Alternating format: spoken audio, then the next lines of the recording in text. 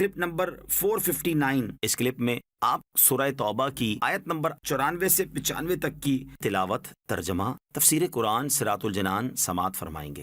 بسم اللہ الرحمن الرحیم۔ ترجمہ، اللہ کے نام سے شروع جو نہایت مہربان رحمت والا ہے۔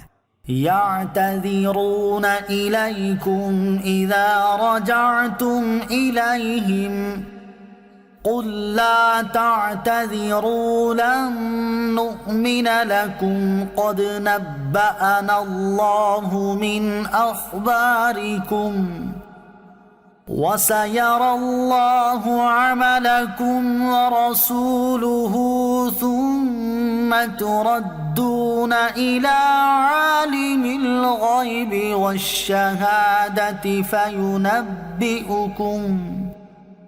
فَيُنَبِّئُكُم بِمَا كُنتُمْ تَعْمَلُونَ۔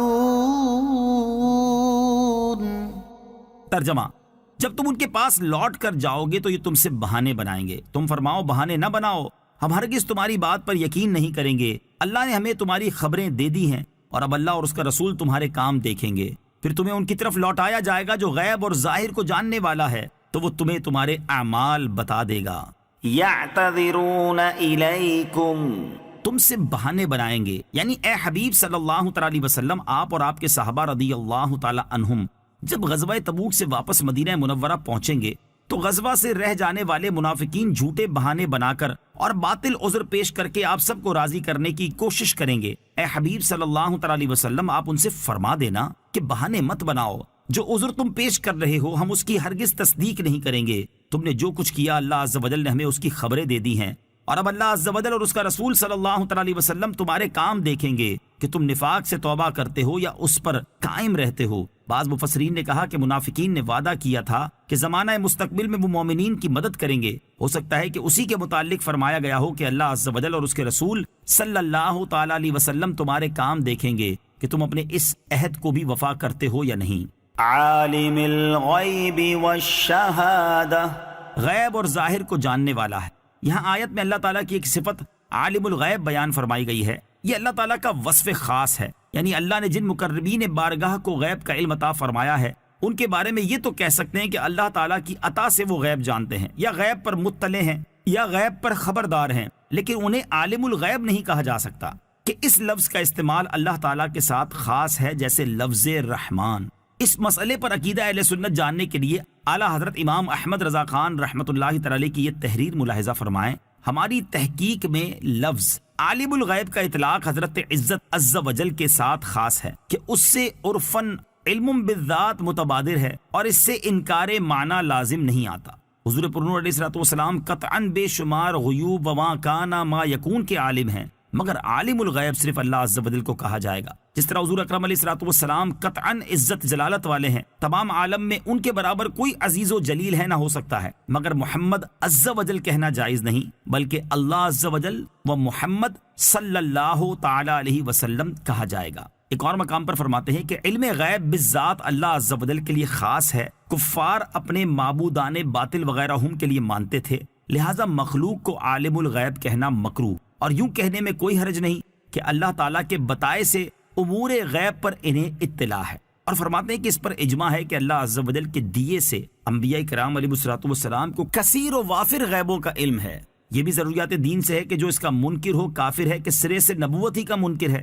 اس پر بھی اجماع ہے کہ اس فضل جلیل میں محمد الرسول اللہ صلی اللہ تعالی علیہ وسلم کا حصہ تمام انبیاء تمام جہان سے اتم و اعظم ہے۔ اللہ عز و جل کی عطا سے حبیب اکرم صلی اللہ تعالی علیہ وسلم کو اتنے غیبوں کا علم ہے جن کا شمار اللہ عز و جل ہی جانتا ہے۔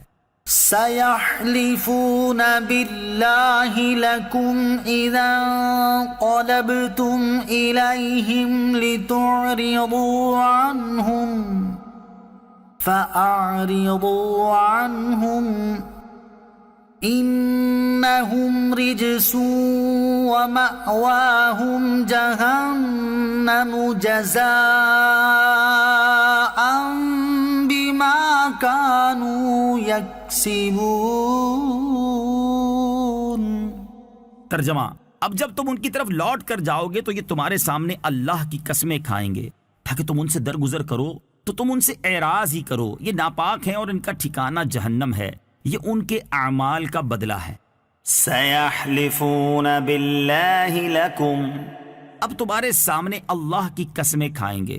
ارشاد فرمایا کہ اے حبیب صلی اللہ تعالی علیہ وسلم، جب آپ اپنے اس سفر سے واپس ہو کر مدینہ طیبہ میں غزوے میں شرکت نہ کرنے والے منافقین کی طرف لوٹ کر جائیں گے تو یہ آپ کے سامنے اللہ عز و جل کی قسمیں کھائیں گے تاکہ آپ ان سے درگزر کریں اور پیچھے رہ جانے کی وجہ سے ان پر ملامت و عتاب نہ کریں۔ اس سے معلوم ہوا کہ منافق و گمراہ زیادہ قسمیں کھا کر اپنے مسلمان ہونے کا ثبوت دیتے ہیں۔ الحمدللہ عز و جل مومنوں کو اس کی ضرورت نہیں پڑتی۔ فأعرضوا عنهم تو تم ان سے اعراض ہی کرو۔ بعض مفسرین نے فرمایا اس سے مراد یہ ہے کہ ان کے ساتھ بیٹھنا اور ان سے بولنا ترک کر دو۔ چنانچہ جب نبی اکرم علیہ الصلوۃ والسلام مدینہ منورہ تشریف لائے تو حضور اقدس صلی اللہ تعالی علیہ وسلم نے مسلمانوں کو حکم دیا کہ منافقین کے پاس بیٹھیں، نہ ان سے بات کریں، کیونکہ ان کے باطن خبیث اور اعمال برے ہیں اور ملامت و عتاب سے ان کی اصلاح نہ ہوگی۔ اس کی وجہ یہ ہے کہ وہ ناپاک ہیں اور ان کے پاک ہونے کا کوئی طریقہ نہیں۔ آخرت میں ان کا ٹھکانہ جہنم ہے اور یہ ان کے دنیا میں کیے ہوئے خبیث اعمال کا بدلہ ہے۔ شان نزول، حضرت عبداللہ ابن عباس رضی اللہ تعالیٰ عنہ فرماتے ہیں کہ یہ آیت جد بن قیس، معتب بن کشیر اور ان دونوں کے ساتھیوں کے بارے میں نازل ہوئی۔ یہ 80 منافق تھے۔ نبی اکرم علیہ الصلوۃ والسلام نے فرمایا کہ ان کے پاس بیٹھو، نہ ان سے کلام کرو۔ مقاتل نے کہا کہ یہ آیت عبداللہ بن ابی کے بارے میں نازل ہوئی۔ اس نے رسول اللہ صلی اللہ تعالی علیہ وسلم کے سامنے قسم کھائی تھی کہ اب کبھی وہ جہاد میں جانے سے سستی نہ کرے گا، اور سید عالم علیہ الصلوۃ والسلام سے درخواست کی تھی کہ حضور اکرم علیہ الصلوۃ والسلام اس سے راضی ہو جائیں۔ اس پر یہ آیت اور اس کے بعد والی آیت